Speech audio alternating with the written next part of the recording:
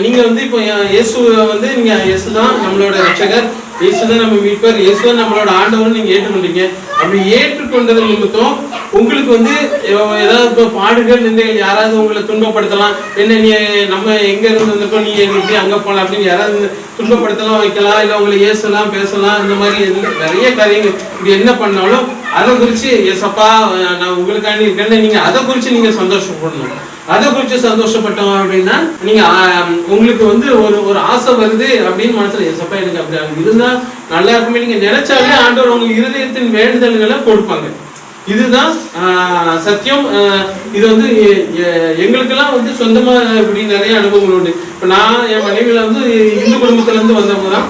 ஆனா நாங்க ஆண்டவர் ஏற்றுக்கொண்டு ஆண்டவர் தான் ரட்சகர், இயேசப்பா தான் ரட்சகர்னு நாங்க இருக்கிறதுனால எங்களை ஆண்டவர் நல்ல ஆசீர்வதிச்சு இருக்கிறாங்க. எங்களுக்கும் பாடுகள், எல்லா துன்பங்கள், எல்லா நிந்தைகள் எல்லாம் வரும்.